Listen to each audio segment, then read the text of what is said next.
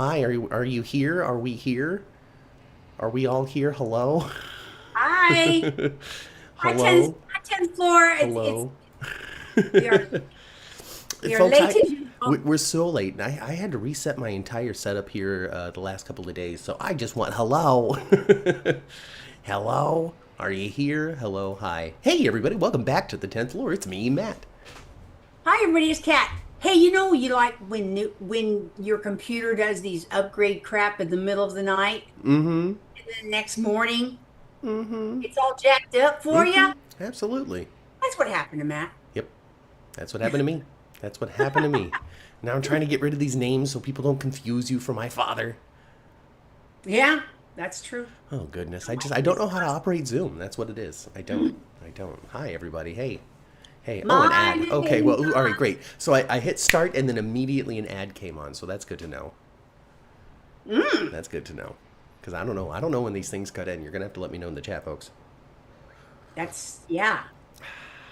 Yeah, we don't know. Hey, hi everybody. Welcome to the most disorganized episode we've had in a good time.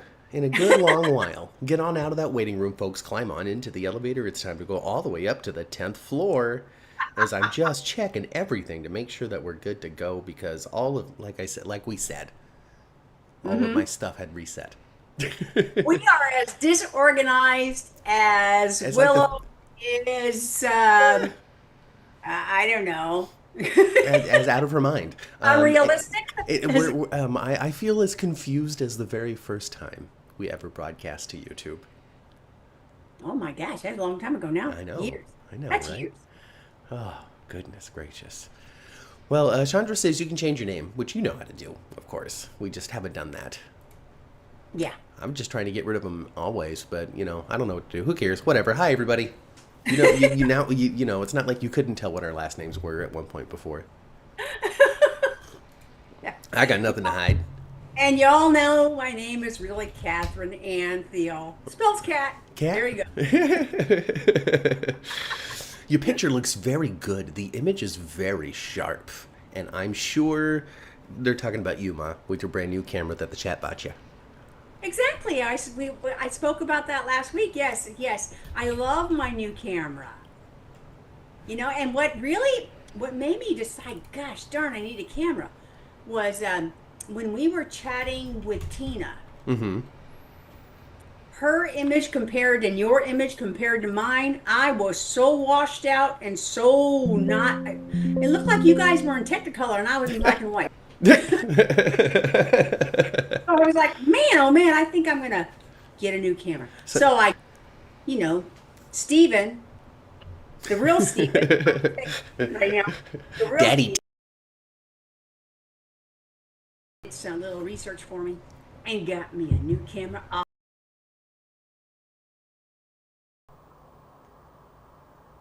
I have to say the Amazon, just like you say the 405.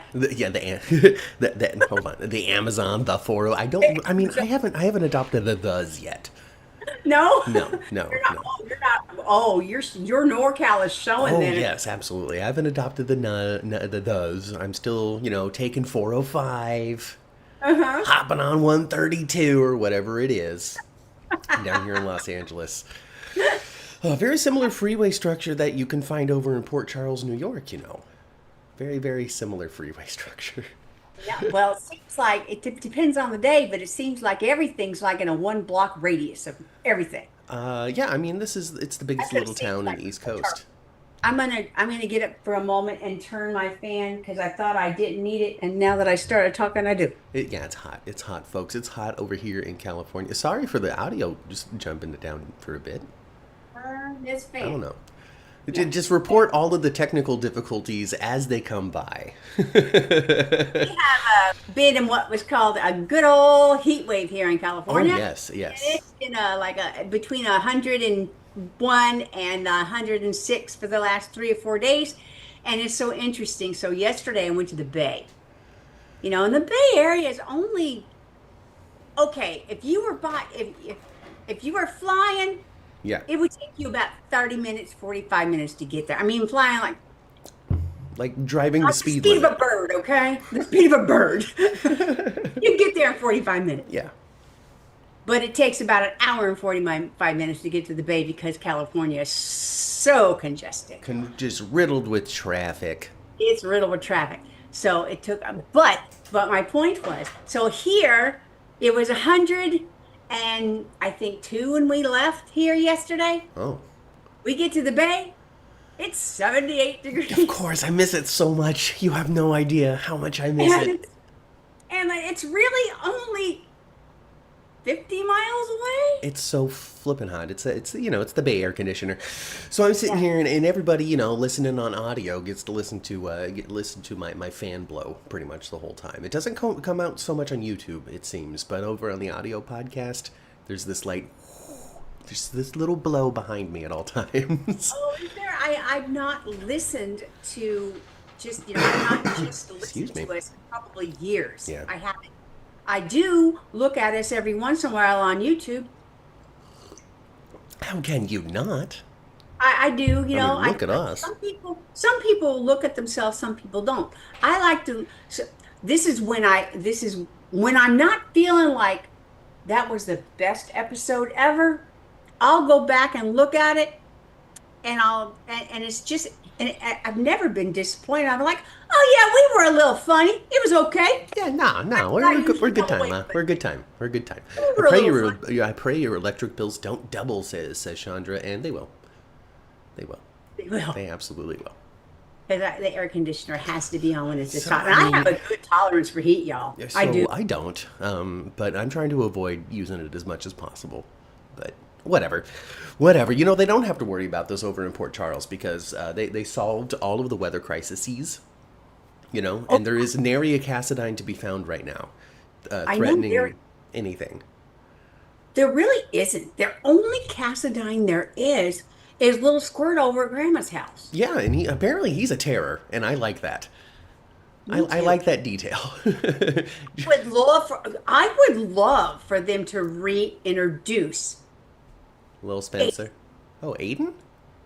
Ace. Ace. Oh, okay. Yeah, little He's Ace. the only Cassadine right now in town. He You is? can't count Well, those Lansing Davis. You can't count no. those Davis. You cannot.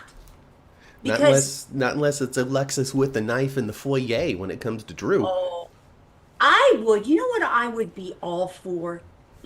I would be all for some wackadoodle thing where all of a sudden Alexis Davis is gone. And Natasha You'll see that is something that emerges. I have been suppressing my entire life, you see.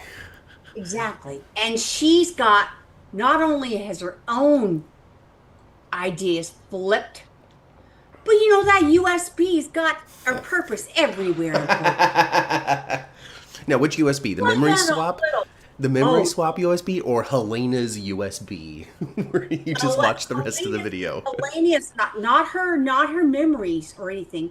Her absolute driven personality of just Bring on Natasha, says Chandra. She agrees. Natasha Cassadine emerges, and she makes Helena look like a Sunday school teacher. Well, what do you think, Kita? What do you think, Udak? What do you think, Bob, Chandra? Huh? What are your thoughts on this? I want to know what's on your mind, Jeannie. What about you, Shauna? How'd you think about General Hospital this week? Do you want Natasha back? What about you, Lola's mom? What about Lola herself, if you asked her? Oh, my goodness gracious. And we had a new name in here. Let me scroll down enough because you guys been chit-chatting while we were late. Kaiwan, hi Kaiwan. Nakia, hello. Ludak. Sincat. Hey, Sincat's back. Liz, East Coaster. Oh boy, goodness gracious. This is what happens when we're late. The Here we elevator go. was full. Here we go. Elise. I thought I felt it a little jumpy. That elevator. Hello, Elise. Welcome back, or hello for the first time. One of the two. Hi, Elise. My sister-in-law's middle name is Elise. And Daisy. Daisy. You call, I come. Aw, Daisy. Well, that's great. I'm glad that you're here. Lola's a dog. Okay, well, does Lola hang out on the couch with you watching General Hospital every day? I'm curious to know what Lola's participation is. Yeah, I'm interested in that too, and I would like to know. What kind of dog is Lola? Like No, I'm there's no idea. even more curious about Lola than I was before.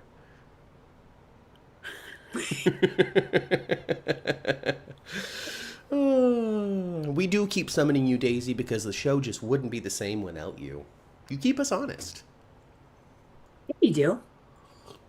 Daisy, Anyway, you've been traveling up on the elevator with us for a long time. sincerely, we Yeah, appreciate you the have. alternative perspective that Daisy has on a lot of the stories. Yeah. All right, let's hop into it. Jeannie wants to hop into Joss and Vaughn, just like Joss and Vaughn want to hop on each other. You're right. But if Autumn isn't in there, I'll be a little concerned. Who? Autumn? Well, give them some time. Huh? Give her some time. You know. Oh goodness gracious. So yeah, okay. Let's take Jeannie's jumping off point here. All right. I don't mind Joss and Vaughn. I like Dex and was mad when they killed him off. I mean, yeah. I mean, at this point, they could have just recruited both of them. At this point, they could have. I mean, I know a lot of people were invested in Dex and Jocelyn. They had them together on the show for a very long time. They were together for over a year. Yeah. Yeah. They sure were, and he was just unceremoniously stabbed in the kidneys. He was. And did they give him the digitalis too? I don't remember. I don't remember if he was digitalized. And if he was saved from it and then died of his injuries afterwards. Well, Cyrus killed him, right? Yeah, for sure. Cyrus definitely stabbed him, and then the WSB drone saw it. Yeah. So what they could have done though easily, and not given us a Vaughn, they could have easily recruited the two of them together. Two of them together, they could have put Tex on ice and been like, meet your new partner. But of course, that's too much of a conflict of interest. You can't have lovers going into the field together. They have to fall in love in the field together. Yeah. You know what? I personally loved the scene in the shower. Yeah. I loved it. Yeah. I thought it was so good. Yeah. I thought it showed like a real vulnerability for Jocelyn, that she's not, it's nothing, there's not anything that's, what am I trying to say? She's going to be affected by things. Yeah, she murdered a guy. She killed a guy. He's Right, dead now. She's not made of steel, even though she has a hard shell. She's not made of steel. And the fact that she went into the shower and, and it being fully clothed too made a big difference as well, Yeah. Just yeah. That the was vulnerability of it, and that she needed that, she needed to let all that out. And that he got in the shower with her and just sat there with her and held her. And I thought it was beautiful, actually. And then they boned. Did that wreck it? I didn't think I would have come away from that whole scenery without the sex and felt the same way about it. I was very touching. I really liked it, and I thought it showed like a real actual growth in their relationship, in their partnership in the WSB too. I personally, from a storytelling standpoint, think that they jumped to the bed stuff a little too fast. I think they could have had that develop and grow a little bit more rather than I'm so horny because I just killed somebody. It's just the Exactly. I mean, from the angle that I'm sure it was supposed to be was the walls have been torn down. This was a moment of pure vulnerability between these two human beings that like each other more than they should, and da-da-da-da-da-da-da. It was pure. Yeah, it was that until they had to go do that. Yep. Yeah. So, I thought, I know it's a soap, folks, and I know that... Maybe I'm being like, I don't know, old lady weird. No. maybe I'm being old lady weird, too. East Coaster thinks that the Vaughn and Joss scenes were touching. I think that they were touching up until they started doing it. I thought that kind of diminished it a little bit. So you and I are actually on this exact same page. Yeah. I think it diminished the moment somewhat, and they're saying here that Daisy says that she instantly regretted it. So maybe that's going to be the story going forward. Was, well, should have done that. I just got that sense too. Not that she said anything, but she was like, you could kind of read it on her face. Was damn it, I should have kept my clothes on. Yeah, what was I thinking? At least this time. I'm gonna do the Dex thing again. Oh goodness. So anyway, yeah. So Joss and Vaughn, they've now seen each other in the buff. Yes, they have. So there's that. There's that. Brennan is going to be in such trouble very soon. Oh my gosh. Because here's how I see things unfolding, and maybe the show will swerve, and it won't turn out to be this way. But Joss, she's in a pickle, and who's gonna have to come save her after Britt spills the beans and tells him what's going on? Even though I don't think she's seen them yet. But WSB is here. Maybe it's Anna. I don't know, something. And he's gonna have to go bust in there and be like, "Oh my God, it was Jocelyn." Yeah, something's going to happen. Oh my gosh, the wrath of Carly on him. That pipe wrench that he came into Bobby's with. Yes. You better hide that sucker. The only person that would be able. Oh my goodness, there was a chime this time. Oh well, we're gonna keep that. That was wonderful. Did you hear it? No. Oh, okay. Well, we got a chime. Autumn. Hey, Autumn. Popping in. What about you, girl? So somebody made a joke earlier because you asked, where's Autumn? And somebody goes, well, Autumn's probably at the bank. And it's proving true because Autumn here with another generous donation to the channel. Thank you very much, Autumn. Oh, I thought somebody was going to chime in and say, just wait, it's coming on September 21st. Oh goodness. Hey guys, I hope Elizabeth starts to feel so stupid for the way that she stuck her neck out for Willow. Willow hasn't learned anything from her mistakes. Oh, and she's still going to let Drew manipulate her. We're going to get there, Autumn. We're definitely going to pull that apart for at least 20 minutes. Well, we're still in Croatia. Let's talk about Croatia some more. Bob wanted to know what we thought about Jocelyn's outfits in Croatia, and I think that she's dressed to the nines. I think she looks great. I think she's dressed very appropriately for a 5-star resort on vacation as a very, very young woman. I tell you what, if I looked like her, I'd be sporting a bikini with that holy thing over it too. It looked great. Excuse me. And her little tennis outfit, that she had on. Well, I thought both of them were very dressed, very believable. Believably preppy. Yeah. Chandra also liked her bathing suit cover-up. Yeah. Well, there you go. You and Chandra thinking alike. I love it. I meant to see Jason's wardrobe. Oh, he looks hot too. That's super. That actually, his wardrobe to me is surprising because we know Jason. He's black shirt jeans kind of guy. Carly told him to wear blue in court once, and so that's what he does. He wears some sort of dark blue to court, but that's the variation we get. So it brings out his strikingly blue eyes. That's what she told him. Oh, well, oh gosh, the love.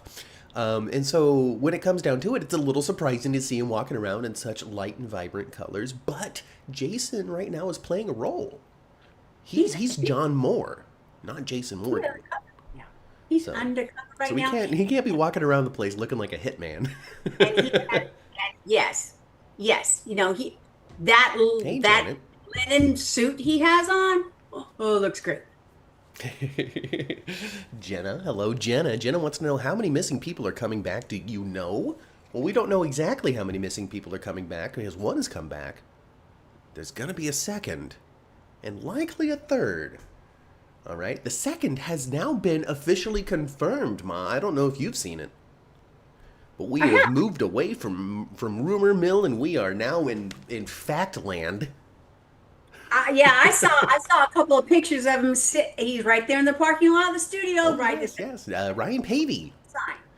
Famously playing Nathan, coming back to General Hospital. 1,000% confirmed. And since they announced it, we're a matter of days to weeks away.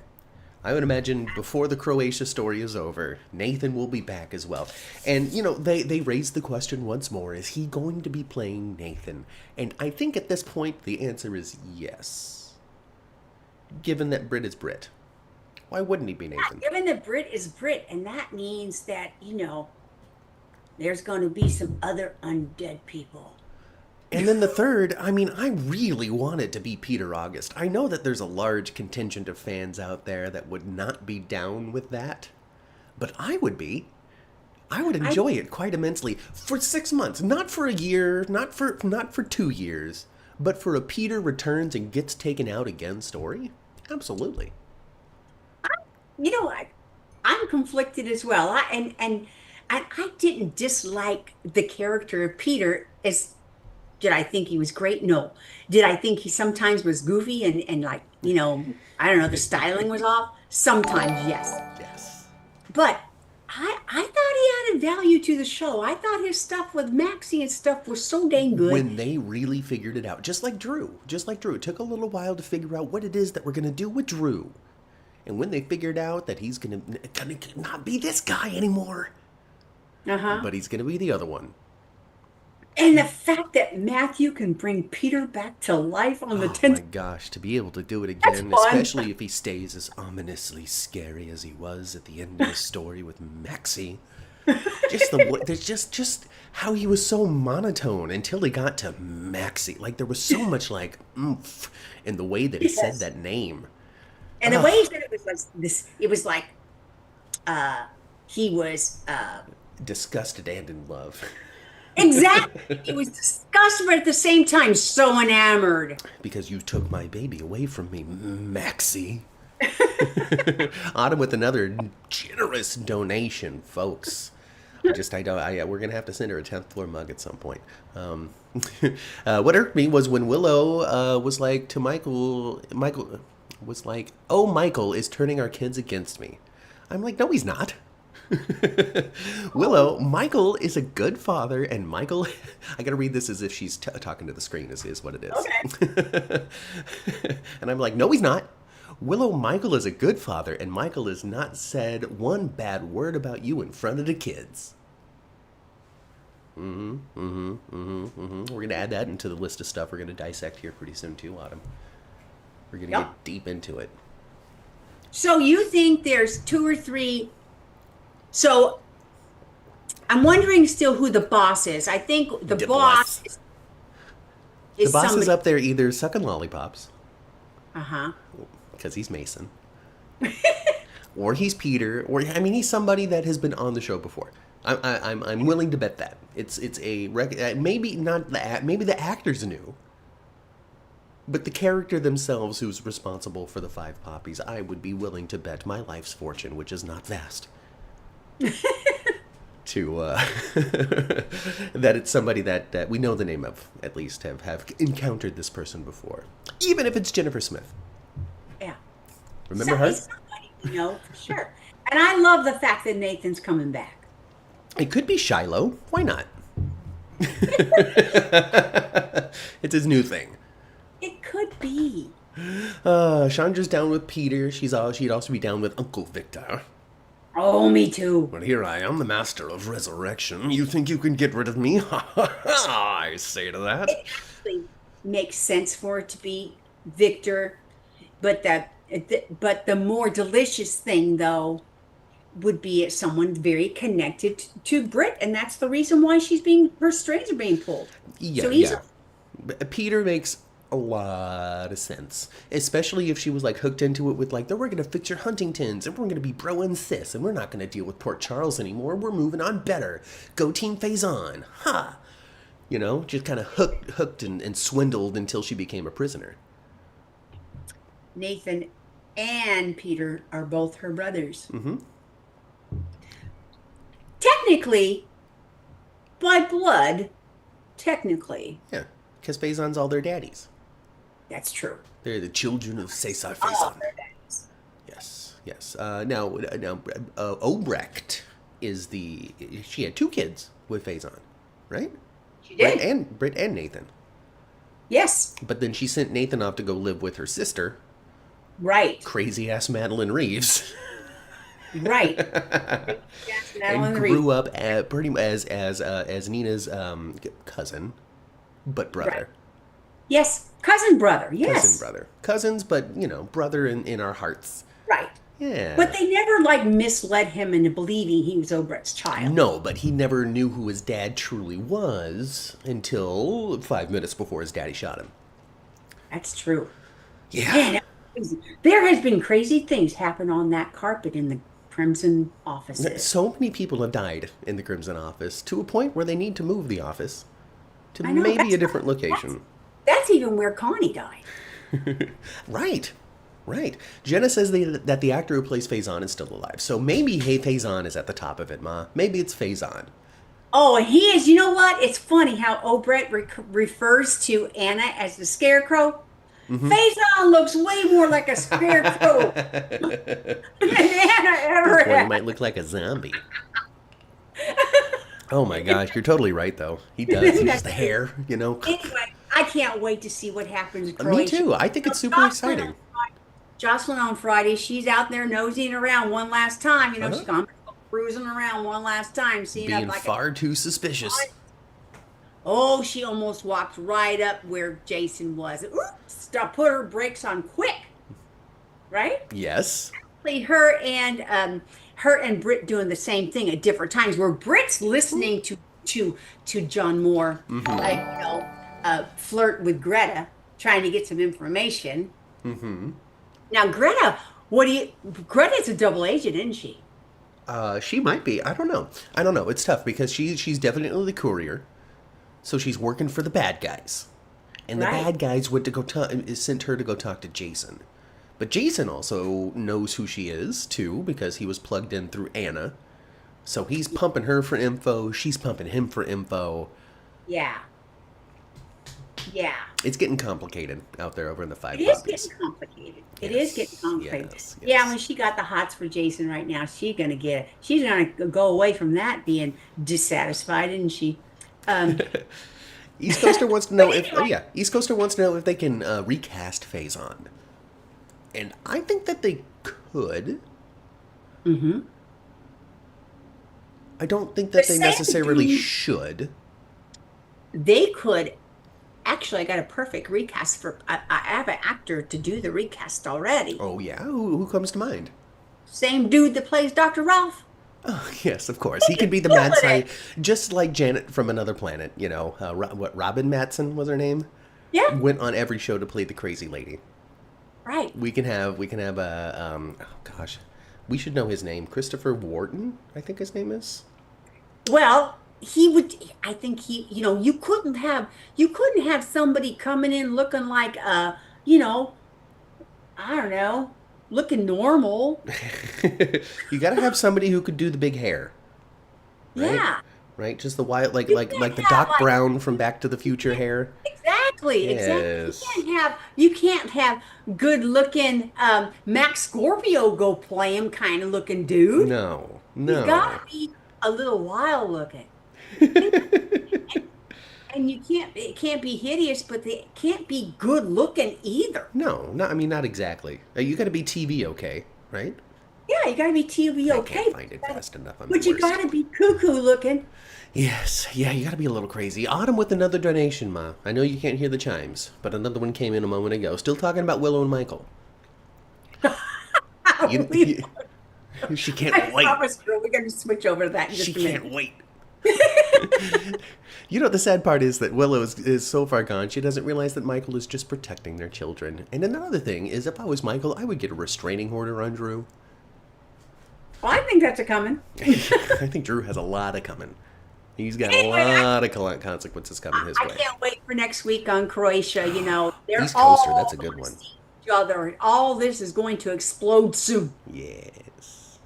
So the audience and the audio people and the YouTube and all of that, everybody can hear that because you can hear my audio feed in my computer. So if I were to turn anything on in my computer and start playing a video game or whatever, you would hear the pew pew pew pew pew pew pew because my computer audio is just constantly broadcasting.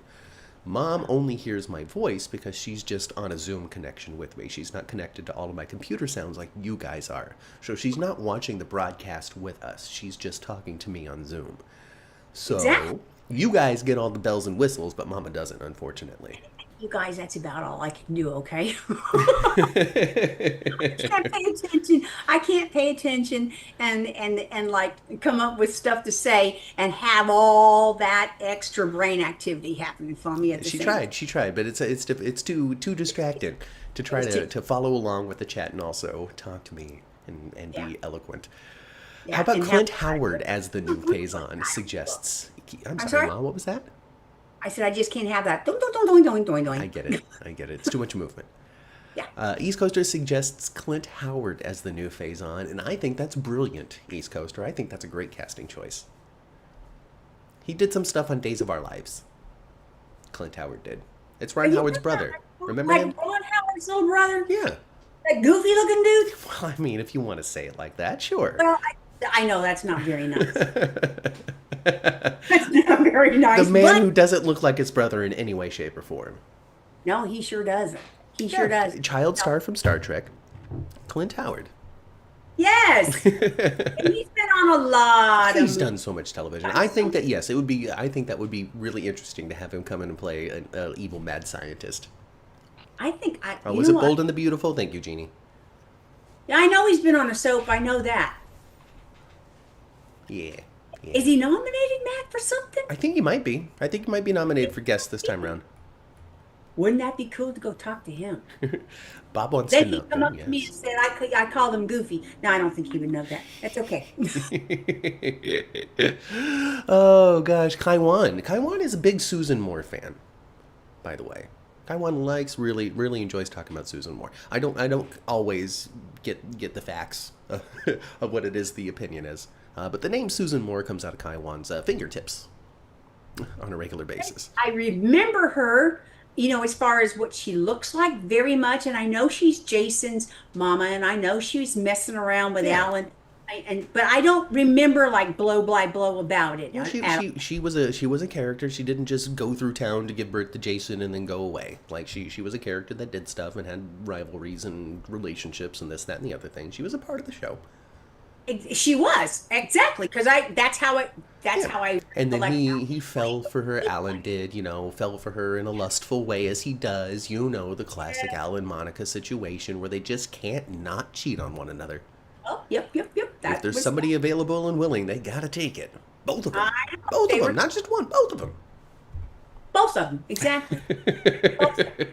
So ultimately, Susan gets pregnant by Alan, Mm-hmm. and she has a couple of babies. Yep, and we didn't find out till years later. No. She had two of them little No, guys. no. So what she did was she gave one to Alan and said, "Ooh, there's the baby," Mm-hmm. and then the other one went to Betsy Frank. I guess, yeah. Pretty much. I think there might have been one step along the way before Betsy ultimately had the baby. Like Betsy's sister wanted a baby real bad, and so she wound up getting Drew, and then Betsy wound up with Drew, and then Franco at the same time, and that was a very different Drew. But that's the whole story. So Jason's mom is Susan That's why it's Moore. hard to recollect and follow. In spirit, I guess Monica is his mom, just through turmoil and being raised. Jason for sure. Yeah. She raised Jason as a baby. She got him very early on, Yeah. and I think she even legally adopted him. Susan and Heather were cousins. There we Yeah. go. There we go. Yes, The first Susan. mistress of Alan is Susan, with the mistress of Alan Corty. I don't know what all that means, Kaiwan. I think Britt's All gonna. right. All right. Let's get on that 10th floor where that crazy ass Willow is. Yeah. Yeah, we gotta go all the way up to the 10th floor now, folks. Get on out of that elevator, climb on into it, and you leave the waiting room, and Chandra, what's next? So if you go up to the 10th floor, you look to the right, you can see Isaiah again and lustfully, longingly looking at both Jordan and Portia. He just can't make up his mind. He's got to go hang out in the cabin and figure himself out. Exactly. And if you look to the left, He can't decide which one. He doesn't really believe that Curtis is just got eyes for Portia. He saw them at the park behind Prospect Park. yeah. There. Yeah. The seating area in Prospect Park. Oh, yes, I saw Yeah, them. he saw them over there, and he thought they were too chummy. Erica Slezak is Susan Moore. Yes. Yes, yes. He would be like, hey, I thought you would I get the heebs by hanging out with you. We're doing this, watching you talk to this girl. This is not okay to be friends with an ex. I know. How dare you get along? Yeah, and This is no good. It's not like he walked up on them having some kind of, public affection. No. I mean, it also, like, the content of the conversation, I think, is also key, because the conversation that Portia saw a couple of weeks ago, the poolside, they were reminiscing about a time in which they were still romantically linked. That wasn't necessarily the conversation they were having this time. It was a little more like Drew's a dirtbag. Yeah, they were talking about Drew being a dirtbag, absolutely. So, Willow. But if you look to the left, you could see Kristina just biting Willow's head off and giving her the what for. I loved it, actually. I loved Kristina. I know you loved Giving it. it to Willow. I know you loved it. Willow deserved it. This is a classic soap dragging, folks. This is what people are calling for on social media on a regular basis. How come nobody drags the other? Well, we got it this week. We sure did. Kristina let it fly. Willow was like, hey, I'm innocent. From her point of view, I'm shifting with Willow, Ma. Not that I care. I'm not going to say that I care. And I'm on her side, and I want her to win. Like, I don't. I want her to lose real bad with Drew and continue to be bad. Because it's just so fun. But I see less fakeness of trying to just do the right thing in order to get my babies back. And somebody who is, like, genuinely trying to repair something. Right. Yeah. You're not trying to repair anything, really. You don't think she's trying to repair anything, really? Not really, because she's still being so blindly stupid. She is with Drew. She definitely was listening to him. And that's not okay. No. She went away from leave me alone to now she's hugging on him and saying, I need your help. Uh-huh, I know. Well, because he explained it. You need to understand, all right? Everybody's out to get us. Okay? They twisted the truth. Yeah. And so basically she's just like, I need your help, Drew, and fighting her way toward a path of forgiveness, which is not going to help her case. Mm-hmm. But she's on this path of forgiving Drew and just will still not give Nina the time of day. No, and I don't think that's all that fair, really. Is it? No, it isn't. It isn't. No. And you know what I thought of when what's his bucket Rick was telling her, we need a character witness that's related to you. We need a family member to He meant Nina.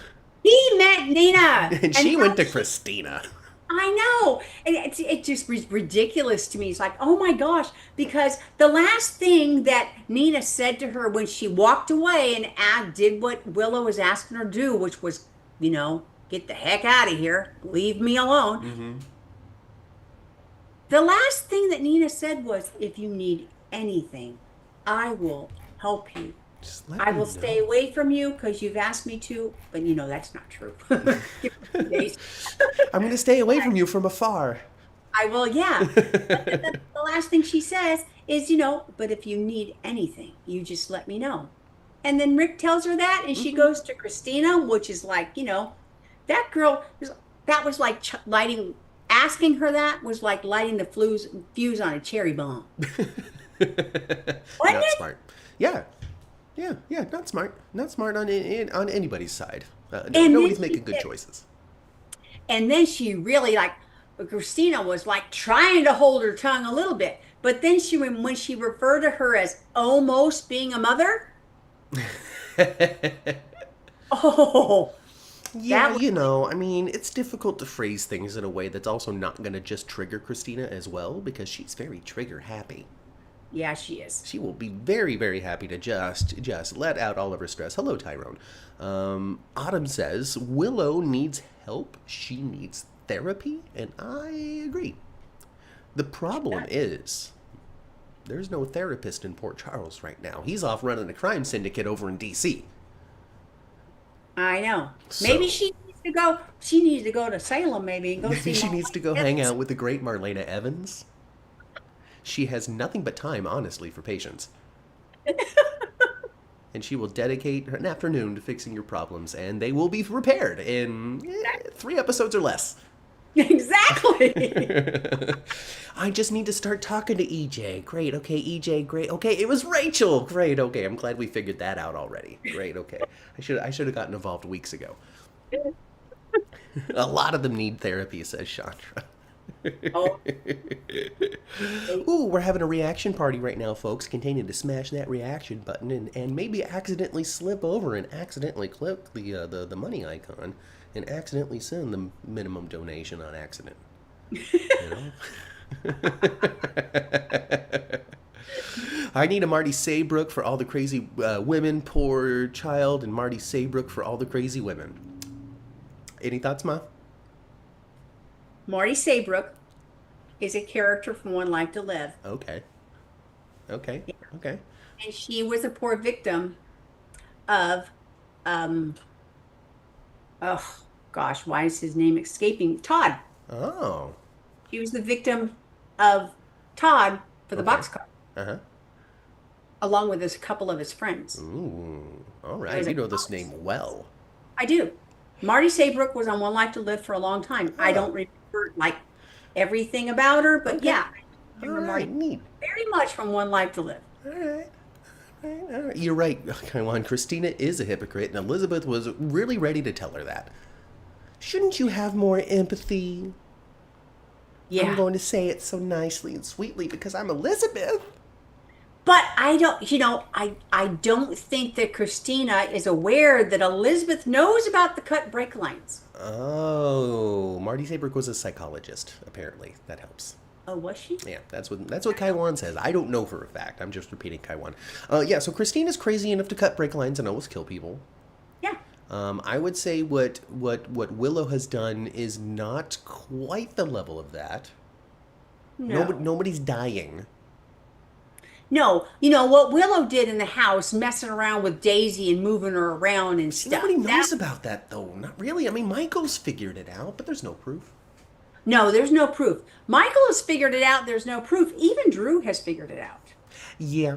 And Nina, I mean, like, there's lots of people who figured it out, but they're not talking about it. Exactly. There's no proof. There's no confrontation yet about it. No, not yet. But did you see the highlights of next week? Ooh, I did not. I have a feeling Michael is going to say something to her next week about children because you messed with my other daughter. exactly, and that is actually the truth. He did, and true, and is the reason why he's like, I can never That trust is you the again. reason why. It's That gonna it's is- gonna break her. It's gonna shatter her. It's gonna. Oh, she went crazy. Marty went crazy by the end. That's too bad. Well, to close that Marty loop, Yeah. we got a new Marty to talk about, and his name is Marty Gray. We'll get on that in a moment.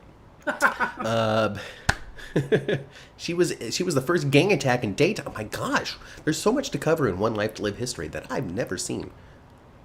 Anyway, we were talking about Crazy Drew, and Crazy Nina, and Crazy everybody who's touching babies, and Willow, and all of them. All right, not touching. Yeah. That sounds weird, but moving So, babies.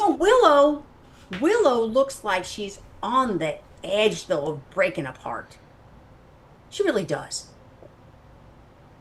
And she's gonna get more and more desperate. She might as maybe she will go to Nina next week about the whole, character witness thing that needs to be a family member. Maybe, but Daisy here is saying Liz is changing her mind after seeing her call to Drew. So I don't know if that's in a preview or something that I missed from this week. But Liz apparently seeing Willow rely on Drew, and we all know because Willow went to Elizabeth's house. Well, Nina went to go chase after her, and she through the door. Yeah. She saw Willow and Drew embracing again, and she sees that she's in the clutches of Drew again. Nina has seen that. I'm waiting for who beat the crap out of him until like unconsciousness, or who shot him or something. But I mean, they're really setting that up because so many people in town can't stand him. we're getting to a point too in which the reactions to him are a lot more like, we've got to stop him. Yeah. It's the conversation about Drew is less like, oh man, we really need to get ahead of this, and now into like, we got to do something about this maniac. It's really, Drew is really, really escalating, and anybody that gets in his way or anybody that sees that somehow he he can use them or manipulate a situation like Aunt Stella into some kind of progress for what he's looking for. And no one, I mean, Ma. even Aunt Stella's not untouchable. So I mean, last week you said something about the Stella situation. All right? yeah, And you were like, "Oh, he's messed with Stella. That's going to be it." And I'm like, "Why?" And it's because I was thinking too narrowly. I was thinking about what Stella's going to do to Drew. We're like, "She ain't got nothing." mm-hmm, But it's the ramifications. It's the fact that he targeted sweet, innocent Stella, who has done nothing but try to help people. Especially me, Martin exactly, Gray. exactly. She's done, of course, Stella of old was that judgy old lady we thought But needed to she go was home. still helping people. But she was still helping people. She's just too meddly. That has dissipated so much. Yeah. Stella is more of endeared now. And she helps everybody, and she's in that hospital, and she's helping everybody and stuff. She's got all kinds of words of wisdom for everybody. She's got all kinds of love and affection for people. And now it's Really? turned Martin Gray's heart against Drew. Yeah, And he would not sign the statement. he would not sign the statement, and he turned it sweet, didn't he? He turned it sweet. Like, you drop that crap against Stella, and I'll sign your paper. And he's like, but you And can't. he really, But you can't, can you? and then Drew is in a predicament where he can't. I mean, he could. He absolutely could. But But he's then it not. would make it look like he was just an opportunistic, and they were right all along. Well, he could. He absolutely could. He could do it right now. He could drop it against Stella.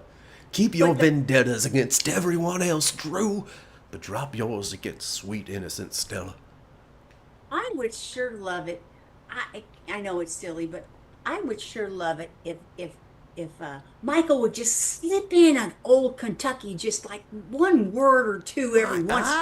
Either I'm convincing myself that I hear it every once in a while, or it still does come out. But I then have again, I though, thought, that could just be Michael E. Knight, because it's not like he didn't say a mama when he was talking to Opal over on All My Children. oh, speaking of Mama,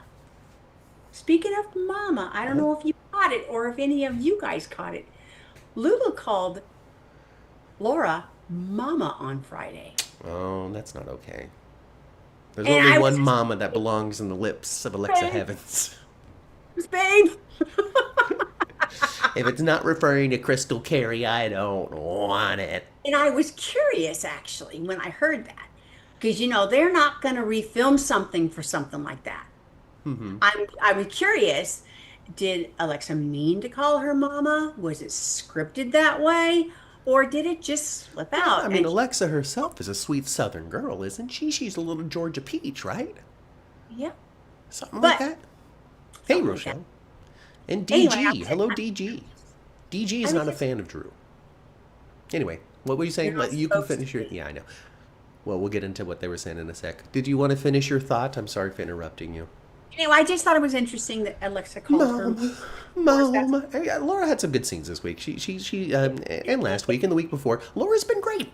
They when it comes to like being the grandma of the family, the last couple of weeks with the whole Obrecht and Rocco, Lulu and Maxie and Laura's really had a really strong lane in these stories. She hasn't been pushing things forward. She hasn't been the center of the plot, but she's been necessary for untangling the web of feelings. absolutely. Hey. There's the psychologist in town right there. She just don't. Yeah. All right. Willow just needs to go hang out with Laura. You're like, tell me about the time that you were in a cult. Yeah. And I'll tell you about the time I posed as a nun. DG thinks that the Drew story is ridiculous. I love the start of Drillo affair because it was fun, but the writers just dropped Drew down a dark hole for no real reason.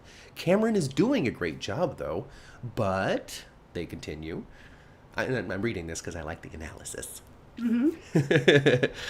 But Drew needs some real motivation. The writers just have him twisting his mustache just to be bad for the sake of him being bad, and that's poor writing. Carly had great bad motives when she first came to town. Bobby also had great motives to be bad and bitter when she came. That was good writing. Drew is just a cardboard villain. But Cameron is doing a great job. I like him as a bad guy.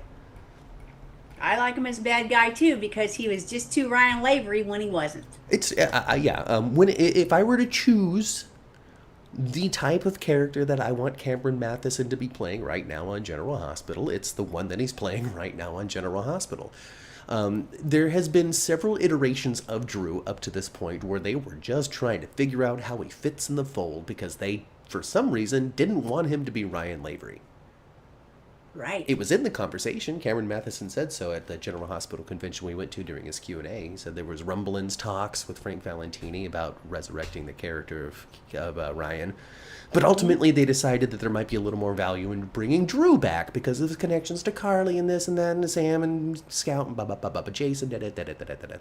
Yeah. So they went that direction. And at first it was okay. He was fine. Right. He could have come back as the GI, you know?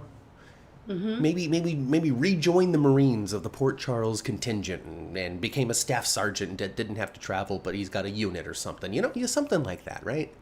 Sure. But they didn't do that. No. Instead, he became the power of positivity, man. There's nothing that's going to get us down. We're Quartermains, okay? All we got to do is come together and we're going to be able to fight this off. Mm-hmm. Yeah. That's what happened. And that didn't work either. It didn't. Bad. It was no good. Nobody enjoyed it. I don't think Cameron enjoyed it either. Probably not. And now they've leaned on just complete assholery.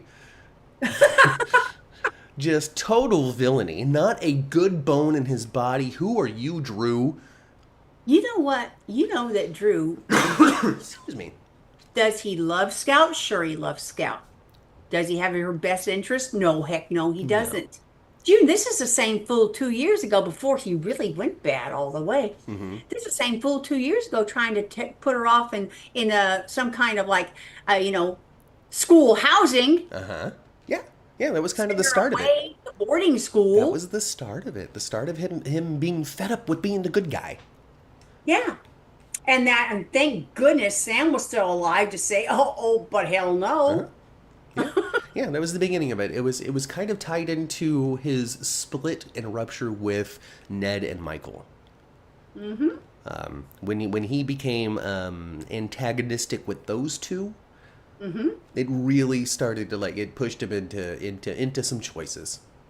Yeah. And that Scout one was the first one. The first indication that Drew was no longer going to be so nice. Mm-hmm. And then he started giving Willow the eyeballs. Then he wouldn't back off when she asked. Yes. And now here we are. Yeah, because Willow, from the very beginning, has never been anything but a conquest for him. She's a conquest. Yeah, and he likes her. Yeah. He thinks she's sexy and all that. Yeah. Matt, didn't you draw an Adam Chandler analogy with Drew? I did. I think that Adam, I don't know. That Adam has a lot of longevity that Drew doesn't, and that sells a lot of his villainy. That isn't so twisty, mustache twisty, because he had a lot of reasons to betray Tad and lie to Erica and just be a horrible person. He had a lot of reasons to. A lot of stuff that Adam was doing too back then is Adam was always manipulating his adult children's lives. Yeah. He's always messing. Yeah. Well, I'm going to buy them off so they can do this thing. I'm going to make sure you don't get in trouble, JR, for the drugs you did in that gazebo when you were part of Dream Street. The bottom line for me, DG continues and concludes. The bottom line for me is that Drew was created to give Billy Miller a role when Steve Burton came to reclaim the Jason role. The writers had no idea who Drew really is. And it's true. I think that Billy Miller, if Billy Miller stuck around on the show, Drew would be a 1,000,000% different than he is today. 1,000,000,000% different. There's a charm that Billy Miller has as an actor that was very unique. I also thought that the believability of Billy Miller and Steve Burton as brothers was better. Mm-hmm. Yeah. The physicality of the two of them. Yeah. Because one's kind of tall and gangly. I mean, the Drews, I'm saying. Yeah. Cameron Method in great shape, but he's tall and long. Long-limbed. Yes. Drew was a little more height and stuff. You know, I know what you're saying. We don't need to describe it. I don't need to describe it. Billy Miller and Steve Burton looked very similar in a pair of Levi's, a black t-shirt, and a jacket. Fair enough. You know, with just their stature and their hair color and all that. Fair enough. Fair enough. I think that there was a charm and a heart to the performances of Billy Miller. I didn't see him on Young and the Restless, so I can't say to that. But I can say to what I did see on General Hospital, and there was just a magnetic charm about him that made you like him. Like I liked Drew, like sincerely. When Drew came back, I remember talking to Ma about it. I don't know if you have these memories, but I do. I remember talking to Ma about it. I'm like, hey, you know, if we had to pick one or the other, I'm going to pick Drew. All right. I think it would be interesting if Drew was actually Jason and this Steve Burton actually ain't Jason no more, huh? Because there was just something that I liked about him, all the way up until he got in that elevator at Afghanistan. Yeah. I wanted him to win. I wanted him to get over. Yeah. And then the next iteration of Drew we got was inside Franco's brain, and he was not very nice. No. And lo and behold, today we have a Drew that's not very nice, so maybe that's the core of him. Maybe he was always very Quartermain. Maybe. Because he did try to explain some of that behavior away before. His champion, we're going to go hit a soccer ball, folks. That sort of persona was him trying to find his place in the family. Yeah, but you know what's so weird about Drew too is, you know, he had all this time where he wasn't being accepted as Quartermain. You know, he wasn't, and they weren't treating him right. And he kind of reminded me of back in the day with oh my gosh, what was his name? The other Quartermain that everybody disliked, you know, Franco's daddy. I thought Scott Baldwin was his dad. Well, but you know, well, he was thought to be. Oh, Anyway. I know. Lee, whatever. Jimmy Lee. Yeah. Holt. Jimmy Lee Holt. Yes. Jimmy Lee Holt. Yes. Yeah. That was Austin's dad. Yes, you're awesome. Yes. Yeah. Which made him a Quartermain. Yes. Yeah. Yes. Yes. Oh, if Drew sticks But around, I with gotta that- get one of them. But that in the beginning, though, that's the kind of acceptance he was getting, which is none. And eventually, the Quartermains did kind of like, you know, Drew was accepted. He was living there. Yeah. He was a Quartermain. But then he wasn't really, because Ned and Michael. Right. But my point is, he got what he so richly wanted. And then immediately effed it up. You know, I mean, he got it to a degree, but then, like, also didn't because of his ongoing rivalry with Ned and Michael. And the issues there when it came to the future and control of ELQ and Aurora and all of these things. Yeah, they've tried to explain it, I guess, is my whole conclusion to this long conversation about it, is through conversations that he's had here and there. They've tried to explain it away with. I was trying to find my role, my place in the Quartermain family and dynamic that had already been established into, you know, at its core, Jason, I'm just so mad at you for going here first. Exactly. For going here, and I got to go live with Betsy Frank and get diddled and thrown down some frickin' stairs. All right? Our lives were very different, and I'm mad at you for it. I guess, ultimately his motivation right now. And ultimately, whose fault that really is Susan Moore. Yeah, so, Kaiwan, if you know the phone number of Susan Moore, Drew has some words. Oh my goodness, yes. I think that Michael is going to approach Willow next week. I think there's going to be a dialogue between the two of them, another fight, and I think he's going to say, I know what you did. I know you were placing Daisy here and there, and she's going to be outraged at his accusation. How could you? I would never. You would. I know you would. That's how Michael will say it too. I like the phrasing, and even though he reminds me so much of Batman sometimes, I'm getting used to it. And I like this dark, brooding, kind of narrow eyebrow Michael. He's good. The interpretation of Michael is very different than Chad Duell's, and very welcome as well. Yes. Yeah. I even like the stuff that he had with Molly. That was very obvious 2 weeks ago, you guys, when we went to the General Hospital fan club weekend Mm-hmm. thing. That was very obvious when Rory walked in that room because Oh no yeah. one knows who's going to walk in. Yeah, it's a Part of surprise the entrance. fun of It's it, like, ladies and gentlemen, please welcome today's panel, right? Chris McKenna. What? Exactly. And and when Rory walked in that room, man, it's very obvious, at least for the folks in that room, they love the new Michael. Yeah, they did. They did. You could really tell the true acceptance of these replaced actors, and even then, like Kelly Tebow walked in and she got a rousing ovation as well. It's interesting because the people that have been on, or people are like, yeah, all right, Maurice Bernard is here, cool. Oh, Elizabeth, yay, But Kelly Tebow, wow. Rory And it's Gibson, kind of a collective, wow. what? As she walked in, Yeah, like a It was, big old, just a big pop, as we call it in the biz. Uh, yeah. oh gosh, yeah. So motivations be damned is what I'm going to Hmm. say to that. Just be evil with no reason. No, I hate that. No, his reasoning is he wants to stick it to the Quartermains. Michael's a Quartermain, and Willow, she kind of a hot to trot. You know, Hmm. she Hmm. wouldn't be so bad on my side as I try to run for president one day. My goodness, I don't think that's going to happen for him. But you never know. No, I think that we're getting to a point where the early predictions were right, and we're finally getting to a point in the story in which he ain't gonna be taken out permanently, but he's gonna be taken down by someone, and I'm we're gonna telling have you. to figure out who it was. Trina. Okay, let's switch gears a little bit. Okay, I think there's something in that cream that Maxie put on her face. definitely something activated something or whatever.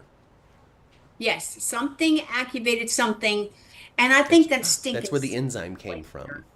I don't know why, but I think Sidwell poisoned her. Oh, so he poisoned her because of James, loudmouth James, and all of his secrets that he can't keep. They were hanging out Hmm. at the pool, and she's like, "Hi there, Mister."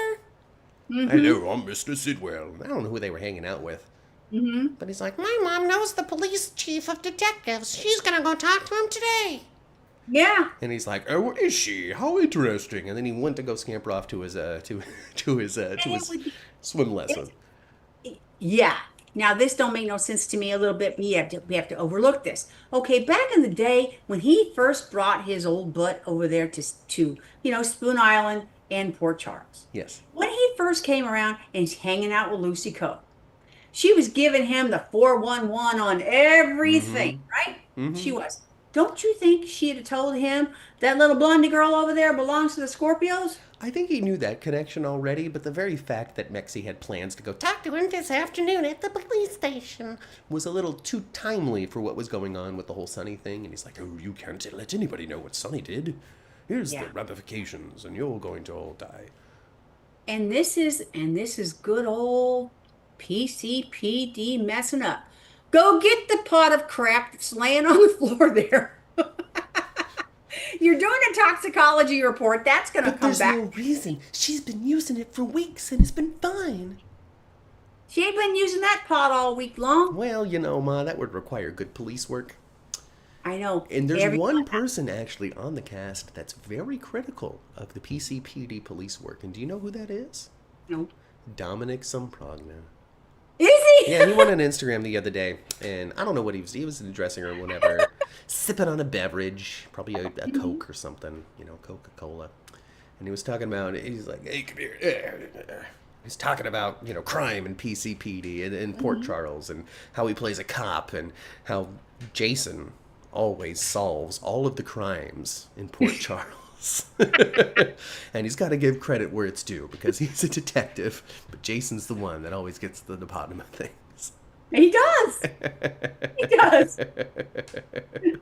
I tell you what, dude, Joe, I was impressed there for a little bit with Anna, with figuring out the whole Jocelyn thing, Hmm. and she and Dante talking about it, and then piecing it together. But man, oh man, they're right back to not having a clue this week. Not a single one. People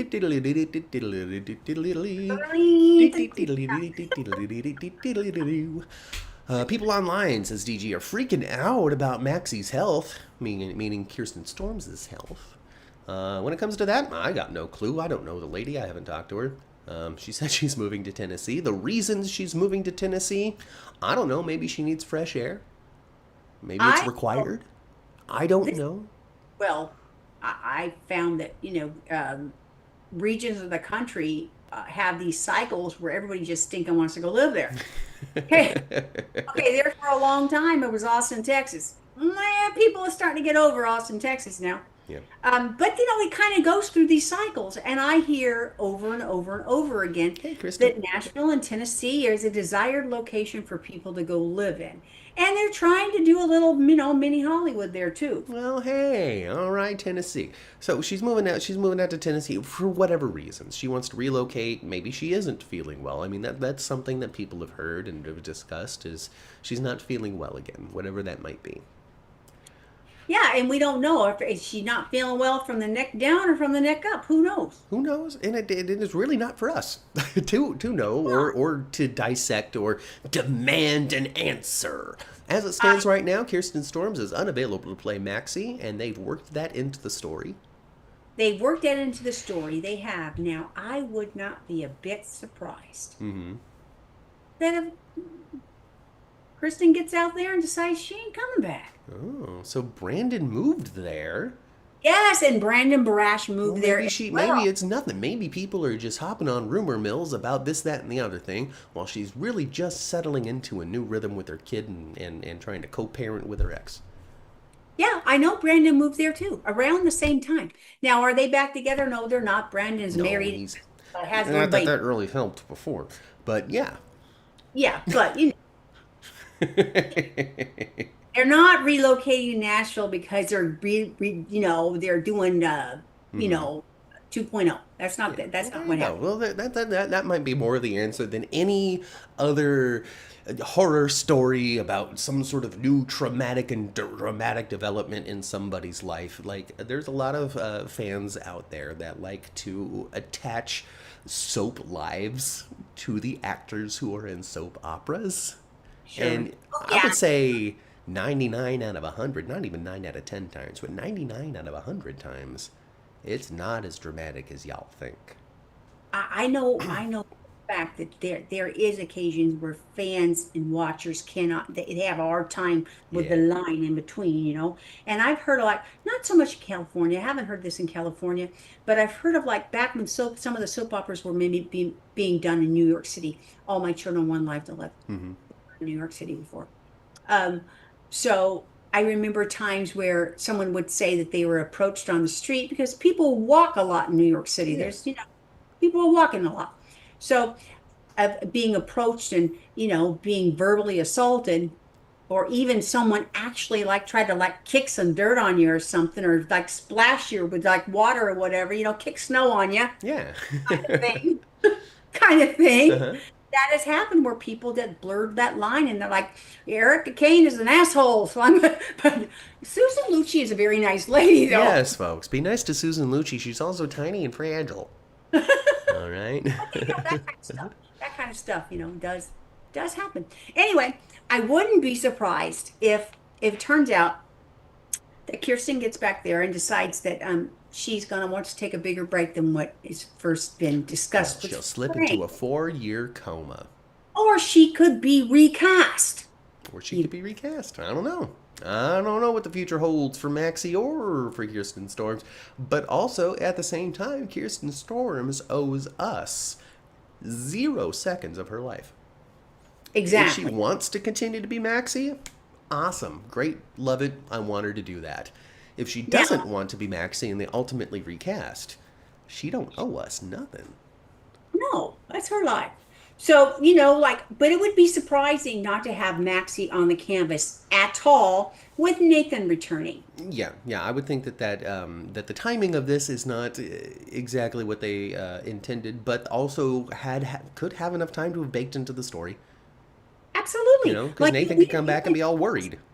You mentioned last week they could very well, Kirsten returns. And who talks her into waking up her eyes? Nathan does. Yeah, not Good Spinelli. old And Spinelli gets to be all jelly. Oh, Smiley would be jelly to the bone, wouldn't he? Spinelli, you so jelly. Jelly, Actually, you so Spinelli. this past week with Bradford, with his, I thought the way he reacted was very, very Spinelli, just over everything. Yeah, exactly. I thought the way his reaction was very Spinelli-ish. Spinelli delicious. I love it. Because, he has acted, to me, they have normalized Spinelli a little bit too much. He's calmed down in his old age. Yes, he So, has. he gets to go in the middle. I like it, when he comes around the corner, like hopping on one leg, trying to stop kind of thing like a cartoon. I like it. Maxie? My beautiful baby Maxie? My girlfriend Maxie? Are you sleeping? I'm going to ask her to marry her when she wakes up. But then Nathan's going to be standing next to him when he asks Maxie to marry her, and she's going to be like, what do I do? She wakes up and sees Nathan, and she's gonna wonder if she's dying or living. She's not gonna understand. What's he doing here? Is he like trying to wake me up because he's alive, or is he trying to walk me to the light? What's he doing here? Right? Yeah, well, I mean, maybe it won't be Nathan. Bob doesn't think it'll be Nathan. Bob thinks that he's just going to play Britt's boss. Well, that's not interesting, Bob.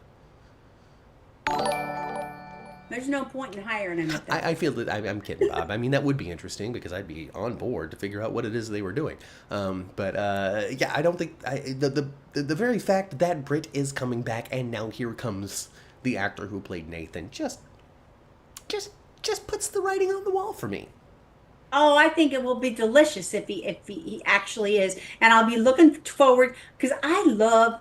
Like I love holidays and stuff because it's feel good stuff. Well, this is more feel good stuff without the holiday. So like Nathan seeing Nina and she gets her baby brother Jay back. Mm-hmm. And the scene where Obret gets both of her babies back. And what's fun? Oh my gosh, too, how good that couple of things. Number one, thank you very much, Rebecca, for your generous donation to the channel today. I think Drew turned into the mean guy. When he was dumped by Carly when Jason came home. Here's a fun twist on that, Rebecca. Drew broke up with Carly. Jason didn't come back and Carly's like, oh, I can't. Jason came back and Drew was like, it's only a matter of time before you're going to hang out with my brother. Oh yeah, and he didn't give her much of a chance. He went over the sink and started washing his hands right away. Like sincerely, he was like Jason came back to town dusting the boulder stuff off of his shoulders.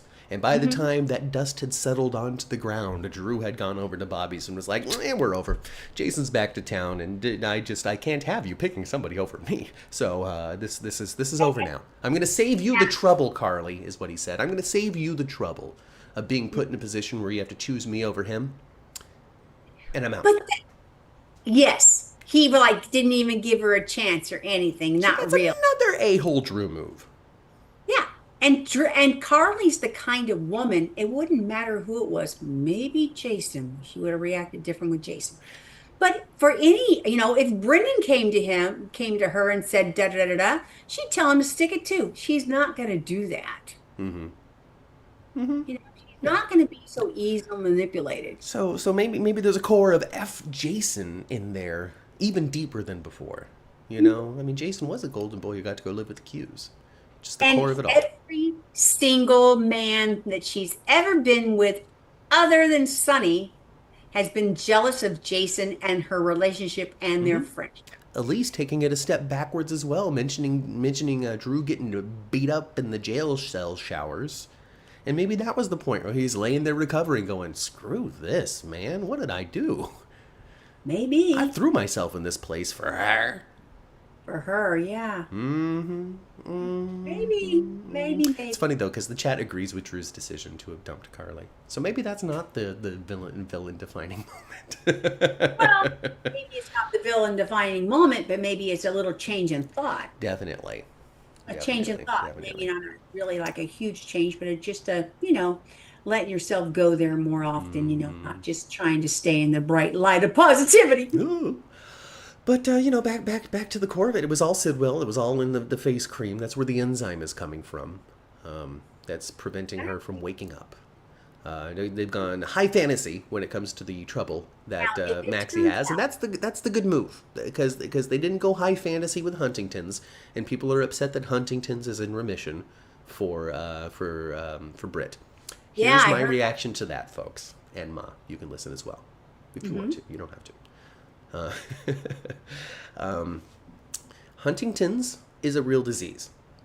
Huntington's is also exceedingly rare. Not to be insensitive to people who have had Huntington's or who have been affected by Huntington's in their lives. I don't feel as though it is the level of like, we've cured cancer. We've cured HIV. Right. They remove brain tumors constantly. Everybody's fine on a regular basis from things that would normally kill an average person. There is suspending disbelief. This is a fantasy world and a fictional story. So in this fantasy world and this fictional story, they developed a drug, much like over on Days of Our Lives, that wakes people up from comas. It doesn't matter the coma. This is changing the world. This drug. Thank you, John Black. Mm-hmm.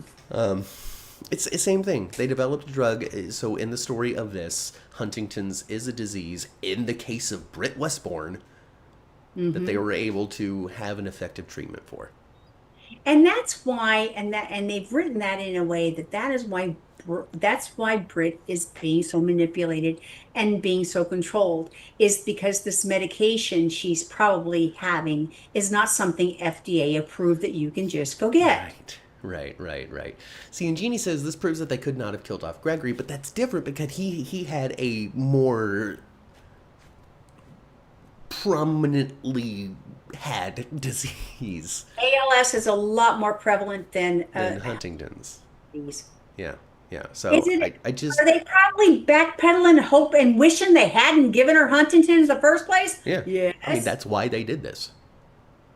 That's why they did this. ALS is also fatal. I get it. I totally get it. I get it. And like I said at the top of it, be sensitive to that, especially if you've had it or it's affected your life. And it's true that they're doing something that the real world doesn't have, but the real world also doesn't have Sunny Corinthos or even a Port Charles.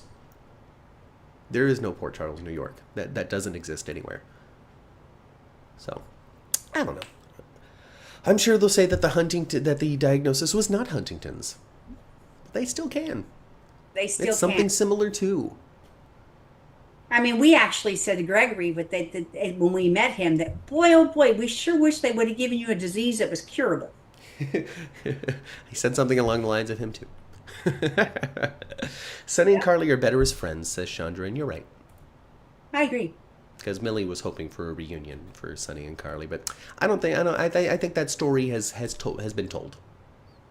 I really do think that Sunny and Carly may be actually done for good. If Jason had not come back onto the scene, I would probably feel differently, that they would be maybe like a Sunny and Carly 6.0, which at this point, this is what it would be. Oof. Married 5 times. Yeah, we don't need that. So if Jason Steve Burton hadn't come back, I would say yes. Someday when General Hospital is not on the air anymore, we will see Sunny and Carly finally retire from criminal behavior and fly off to the island to be happy forever. Yeah. Now I think we might see Jason and Carly that way someday. So, like, what's the difference? I want to know. I'm curious. And if it's just because, factually this could happen, like, even if it's a 1% chance, this is something the real world could produce, right? Mm-hmm. Willow's cancer. Denying treatment, having a healthy baby, ultimately getting the bone marrow transplant, and within weeks. Yes. She's fine, never lost a hair. I mean, she didn't do chemo, but she never looked like she was on her deathbed. No, but she sure looked tired on that couch a lot of times. She looked tired on the couch, sure, that sort of stuff. And while, of course, that wasn't also the most popular story, maybe it's a bad comparison. I'm just curious, like, what is the real difference? And maybe it's just, like I said, because there's a 1% chance what happened to Willow could actually happen in the real world. Versus having a character have a drug that suppresses the Huntingtons. You know, I'm curious, you know, and answer it if you can, and if you can't, don't answer it. It's fine. But it's my thought, seeing the chat come through and you know, still not at all being on the side of this Huntington's remission. I'm ultimately curious. Did you feel the same about Willow's cancer story? I personally did not. Yeah. No. Yeah. Because I do know that people do get cured from and go into remission and get cured from, you know, what she had, the type of cancer she had. Yeah, she let it go so long, though, and it became a stage 3, 4 super cancer, and my gosh, and we need to get this bone marrow into her system in the next 30 seconds, otherwise it's too late. Yes, it worked really, really well and fast. Yeah. But bone marrow transplants are done daily because it does work. Yeah. So maybe that is. Maybe And have I done my personal have I done any research to know that Huntington's can get or cannot go into remission? No, I don't know. I don't know that. I didn't do the research. It's a neurological thing, but here's the thing. I know it's not curable. It's not curable, no. But I could liken it to epilepsy. I know epilepsy well. I don't have it, but I know the condition epilepsy well because it's touched my life in a major, major, major way. That's a neurological condition that cannot be cured, but it can be majorly suppressed, and the major suppression comes from research, trials, drugs, that sort of stuff. Right. There's nothing in the real world that is preventing us from figuring out what drug it is that suppresses the neurological degradation in Huntington's disease. Because potentially we could find what that is because we found it for epilepsy. We found it for other neurological conditions. We learned it, we figured it out for behavioral conditions, for chemical imbalances, for all sorts of different brain and neurological things. We figured out what the drug is. Yeah. So poor Charles figured it out. Britt Westborn, genius, funded by Peter and inspired by Nathan. Yeah. He's a big prisoner, but she's a prisoner in a swanky place. I guess I'm just defending the show. Sorry for spending so much time defending the show. Okay.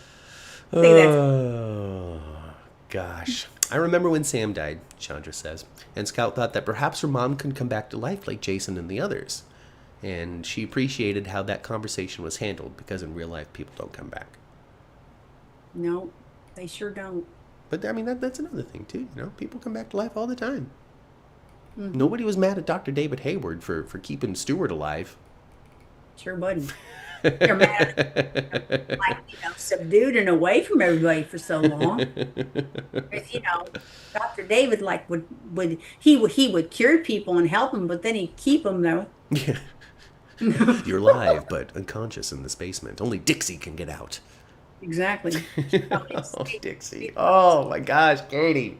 What are you doing on that other show? Okay. I know it, right? I'll talk about that in about 45 minutes or so. That's a good time for us to hop off. Jeannie has also had epilepsy touch her life as well, so I guess she can relate a little bit. It's not fun to see. It's not fun to witness. Lee can fix Willow. Lee Shin? Who's Lee? Liesel Obrecht can fix Willow? Because you can sit her down and be like, listen. Well, she's already done that once. She needs to sit her down again. Yeah. I don't know, you know, Willow, I really, right now, the only real sympathetic ear she's going to have is from her mom. Elizabeth's about tired of her crap, too. Yes. Everybody's just going to find their B-word button with each other. And wait till Elizabeth finds out that Rick is not doing this for Willow out of the kindness of his heart, pro bono. I honestly... No, Mama's slipping him plenty of money.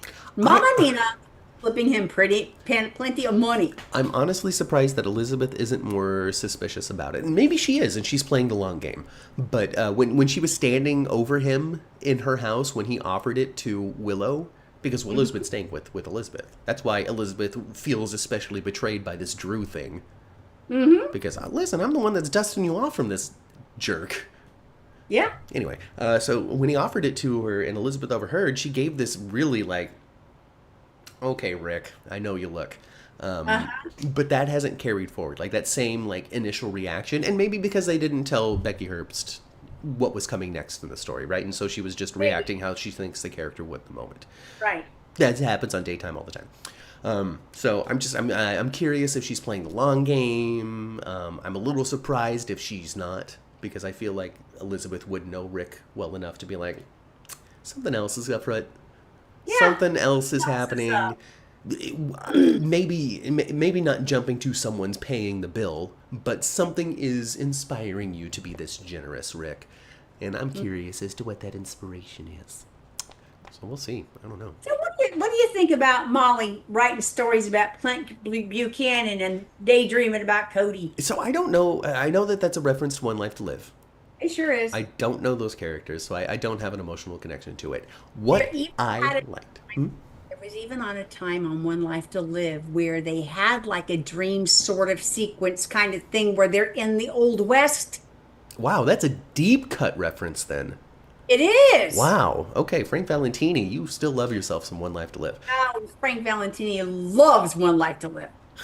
If they would resurrect that sucker, I think Frank would say, "See ya, GH, I got to go right back to Genoa City or whatever it is. Landview. Yeah. Landview.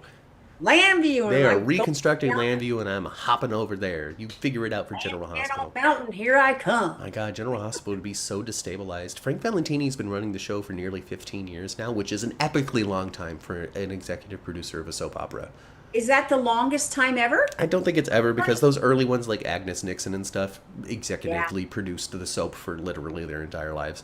And I think Gloria was there for some time too. Right. So Gloria Monty, right?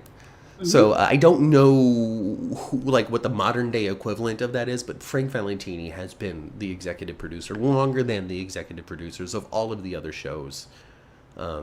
Maybe with the exception of Young and the Restless, because that one's owned by that one family. The Bells. The Bells, so I don't know how involved... Because Ken Corday over on Days isn't involved in the day-to-day. He's executive producer by money only.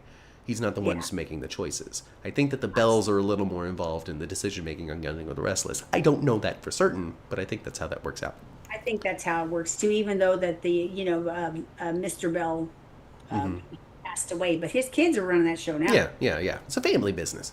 So I liked it. I didn't have the One Life to Live emotional connection, the nostalgic moment that a lot of people had, but I liked the idea of what they did. I liked the fantasy of writing the thing and then them dressing up in costumes and doing something a little goofy and a little outside of reality. And I thought it was fine. The prose, sure, the prose was flawless. There was no mistakes in the prose, but I don't think that I would continue to read that book, though. There just wasn't enough there. It was a little too telling to me. I like to be shown things. Yeah. She got the hots for Cody. She does. She does. She absolutely does. Michael called her out on it. I like the fantasy thing. She obviously walked in on seeing Ava and Cody canoodling in the barn. And this is going to be the thing. This is going to be the thing where he finally ultimately is like, maybe you should go talk to Kristina about what I'm doing. This is going to lead to some sort of confession or some sort of inching closer to Molly finding out that Kristina's been paying him for this. Sure. And his whole experience with the Scorpio family, the whole experience of this week, with the tragedy of Maxi, and how much time he spent with the Scorpios, and how much he was not on the outside looking in. He was right there in the middle of it with the rest of them. Mm-hmm. And it's making him question his motives on some of the crap he does. Yeah. And trying to maybe put the old Cody, the hustler Cody behind him. Well, we'll see. It's going to be tough. It's going to be tough for Cody. It's hard for him to get over I his old really habits. thought that maybe he was like gonna, not necessarily confess to her, to Ava, but I thought he was gonna like cut that short. No, by the end of the scene, he was kissing on her just like Jocelyn and Jocelyn and Vaughn Vaughn, should right? something So that big yeah, because he did. He did confess to her, sort of. sort of, but he didn't tell her He he didn't say, "Oh, I'm being paid by Kristina in order to interfere," but he's like, "I know that I was interfering." right. And she's like, "And I wanted you to continue to," Yeah. like it's a Well, little yeah, different. he was like he kind of confessed that his motives weren't necessarily great, but she confessed the same thing that her motives weren't exactly great either. Mm-hmm. Mm-hmm. Hmm. Well, But Cody did hear though that the things that he's done so far has worked. it sure has. It sure has enough to go into the closet. And the only reason why she's in the beginning was even looking at Cody at all was it made Rick a little jealous. I liked Rick this week. He was talking to Alexis and asking her for more money, right? Just like Ava did last week or the week before. And then it's all done. No more black. No more. The same thing that Ava said, and of course Yep. Alexis is like, "Okay, you do." Last time, sure, last time. Uh, but I like how he sat and he was like, "Well, Ava and I have soured," Yeah. and it was good. It was good performance, good delivery, good line. Another goofy We've thing that I soured. like about Rick, what they've chosen to style him. You know that he wears tennis shoes with a suit all the time. Oh, does he? I wonder if Yeah, that's a comfort thing for Rick Herbst. maybe. Hurst, I know for certain that tennis shoes are a hell of a lot more comfortable. right? Vita's here. Hello, Vita. Vita says hi from Mile High. I don't know where that. Are, Hi. are you in an airplane? I love your haircut, she says, and I'm sure she's referring to you. Oh, I thought maybe she's from Colorado. Well, maybe you are from Mile High, Colorado. I don't know. I don't know. I don't know. I It, have a dear friend living in Colorado. and if you are in Colorado, is it cold? Is it tall? I bet it ain't 100 and Are you in a something. cute little mountain city in Colorado called Everwood? Clint is Vicky's husband. Clinton Buchanan, Clint and Delilah were both characters on One Life to Live. I thought it was cute. I thought it was cute. I thought I it. think that's it though, folks. We hit the hour and a half. Yep, we hit the hour and a half. In Even closing, late, it's not. yeah, leave a number in the chat of how many times this was interrupted by an ad for you. And I'm hoping that it's zero. And if it is 0, then cool. And if it's 1, then okay. And if it's 5, then we got a problem. And then also, I want to know in comments, not in the chat right now, but come back to this video and let me know in the comments what kind of ad you got. Did it completely take over the screen? Was it a picture-in-picture thing? Was it a little banner? I have no, like, honestly, folks, I have no idea what the ad experience is for you guys on the other side of this, and I'm relying on you to tell me what it is so I can try to make it as seamless as possible Yeah, so we can make a couple of bucks and you guys aren't interrupted. we're trying to have the benefit of the ads, but avoid the frustration of the ads for y'all. Yeah, and yeah, lots of zeros coming in, so that's good. That's promising. I wouldn't mind a picture-in-picture thing, where one little pops up in the middle and you can see somebody like the little Pillsbury guy get his belly poked, Yeah, that but would you be can fun. still hear us, but you can see, whoo, you know. Well, Chandra refreshed a few times, so she forced some ads, and I appreciate that. Wow. Yeah, I didn't yeah. know you could do that, honestly. Well, thanks, Chandra, for doing that. Maybe that can be the strategy for y'all. If you feel like if you feel like you don't want to hit the donation button, you could just refresh the page a couple of times. It does the same thing, sort of. Oh, Chandra got a bra ad and then one for a leather bookmark. A leather bookmark. Very And nice. A little insight into Chandra's life because these are usually personally targeted. So look at her. She's a reader who needs a brassiere. All right, folks. Goodbye. I'm out of here. Get on back into the elevator, go back down to the first floor, into the parking garage, climb on into your cars, and turn your radios to previous episodes of the 10th Floor, which you can find on all of your favorite podcasting platforms. If you can't find it on your favorite podcasting platform, reach out to us on social media at 10th Floor GH everywhere, and I will send you in the right direction. Like the video if you had a great time. Subscribe to the channel if you want some more. Yeah. And we'll see you in about, half hour to 45 minutes. Half hour. We have to be on time next time. Do we? Okay, we got to be on time because we were really late for this one. So we'll be on time for the next. Okay, we'll be on time for the next one. That's it. Go spend some time with your families for an hour, or half an hour, and we'll see you at 1:30 as we talk about Days of Our Lives and Beyond the Gates. Goodbye! Bye, y'all! I've been Matt. I've been Kat. And we'll see you next week right here on the 10th Floor. Bye.